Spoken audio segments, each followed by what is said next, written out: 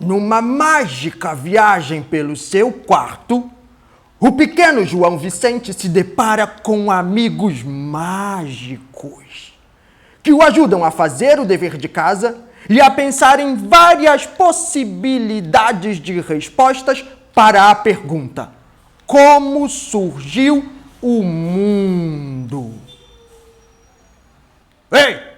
Sua vez! Uou!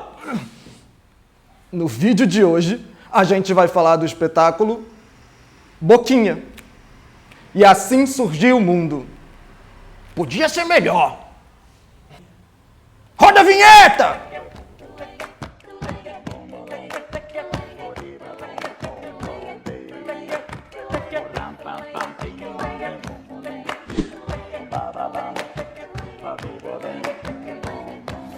Olá, eu sou Leandro Fazola e esse é mais um vídeo do projeto Cadernos Cênicos. Nessa série de vídeo, nós estamos comentando os espetáculos do 9º Festival Cenáculo de Teatro, realizado pelo Instituto Cultural Cerne e pelo Espaço de Cultura e Direitos Humanos João Cândido Marinheiro, através da Lei Aldir Blanc. No vídeo de hoje, a gente vai falar sobre o espetáculo Boquinha e Assim Surgiu o Mundo, do Coletivo Preto. O espetáculo tem texto de Lázaro Ramos e direção de Lázaro Ramos e Suzana Nascimento.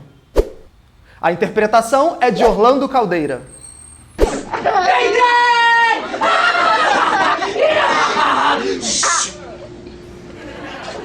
A parte seca, Deus deu o nome de terra, e as águas, Deus chamou de mar.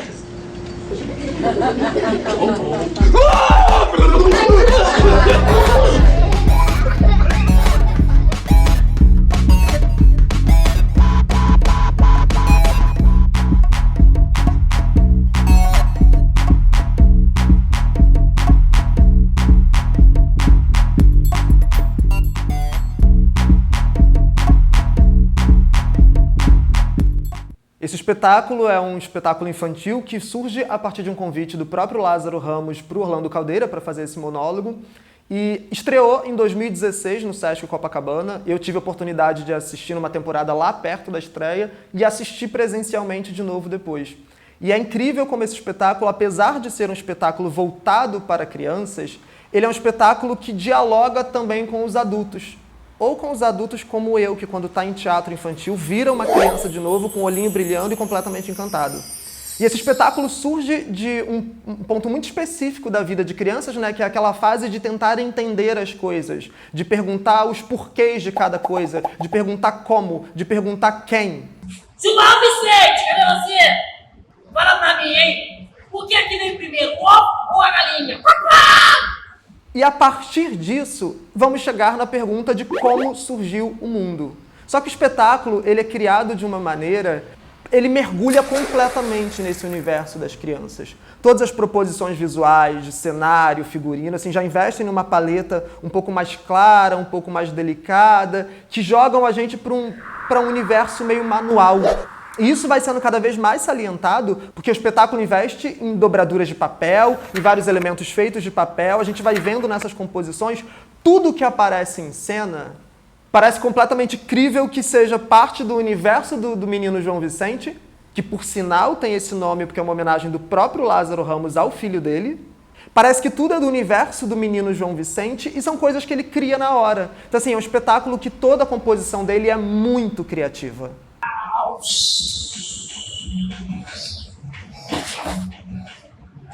Sabe? Pai, como tudo começou, mãe, como tudo surgiu, tio, avó, o que veio primeiro. O espetáculo surge então dessa figura do João Vicente, que é interpretado de uma maneira super carismática pelo Orlando, que joga a gente, puxa a gente para dentro daquele universo, e assim, com magnetismo muito grande, né? A gente não consegue desprender os olhos do Orlando em tudo que ele faz em cena, e não é pouca coisa que ele faz em cena.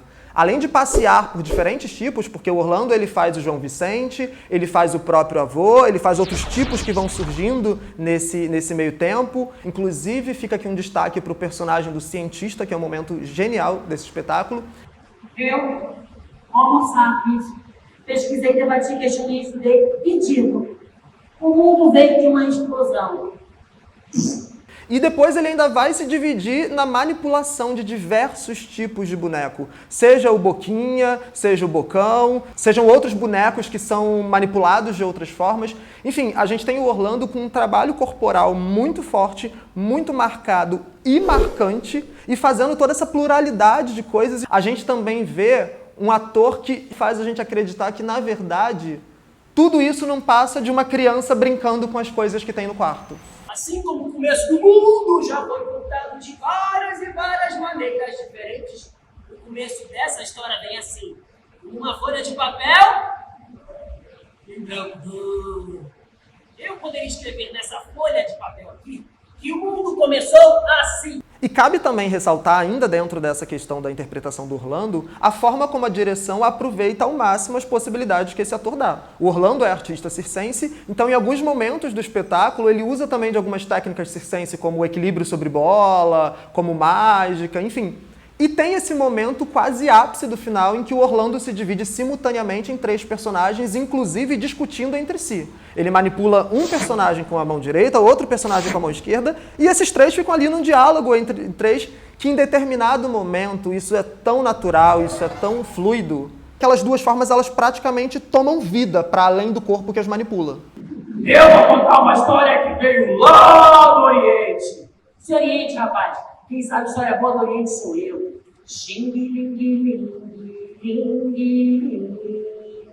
As pessoas acreditam que as pulgas, os vermes e os parasitas do corpo de Pantu vieram os animais e toda a humanidade. Que nojo! A minha história é um final incrível. Tupã criou a humanidade numa cerimônia, formando estátuas de argila do homem e da mulher. Ah, você está pensando que a minha história não é um pouco de aqui, tá. Toda bagunça! Por tratar de um tema como a criação do mundo, o surgimento do mundo, o espetáculo inevitavelmente vai esbarrar em questões como religiosidades, uma vez que grande parte dessas ideias de surgimento de mundo são vinculadas aos mitos próprios de criação de diversas religiões. Então acaba por ser, de alguma forma, um tema delicado para se tratar com crianças.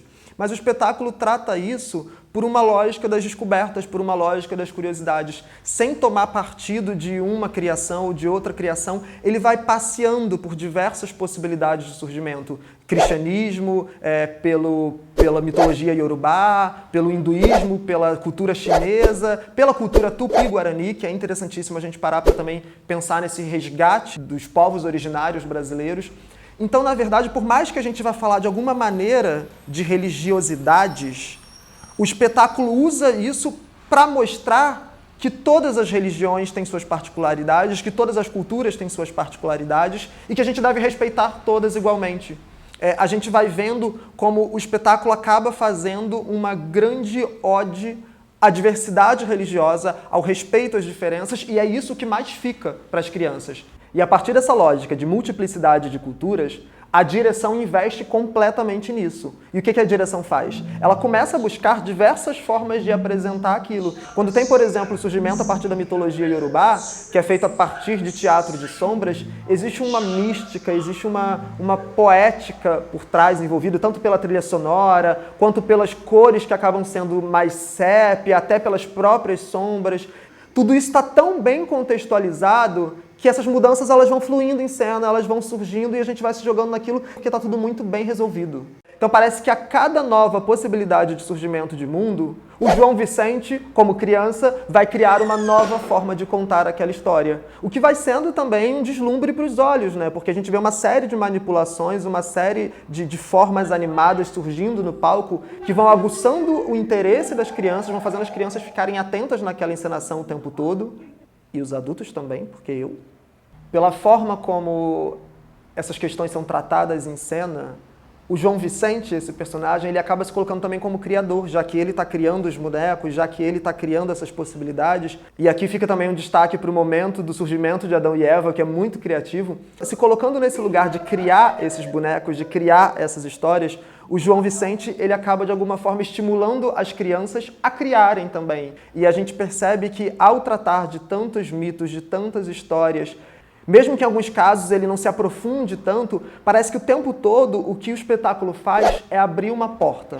É abrir uma porta para que as crianças possam chegar em casa, possam querer pesquisar mais, possam querer saber mais, principalmente possam respeitar mais as diferentes crenças, as diferentes culturas, as diferentes possibilidades e possam elas mesmas quererem criar. Eu acho que uma das coisas que mais importa, que mais me interessa no teatro infantil é o quanto ele abre portas para que essas crianças possam sair de lá querendo pensar em questões, querendo trabalhar em questões, querendo provocar. E é o que esse espetáculo mais faz. Quando ele traz essa linguagem, que toda ela parece emergir do fundo de uma caixa perdida num quarto de criança, ele faz com que as próprias crianças possam querer abrir as suas próprias caixas, sejam elas imaginárias, reais, mentais, e se aprofundar num outro mundo para além do espetáculo. Eu acabei de achar mais uma pesquisa que eu não fiz.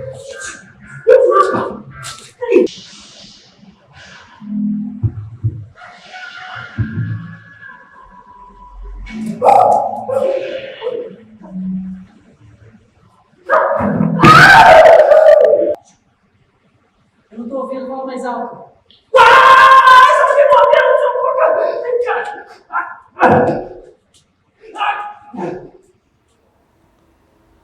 Ô! Não vai falar mais de mim, não? Eu dou nome ao espetáculo e só vai falar isso de mim? Então acabou! Corta! Se você chegou até aqui já sabe, né? Curte, comenta, compartilha, se inscreve no canal, ativa o sininho, que a gente está sempre trazendo vídeos sobre outros espetáculos teatrais. E a gente continua falando sobre os espetáculos do 9º Festival Cenáculo de Teatro. Ali do lado, ó, tem dicas de mais 2 vídeos para você assistir.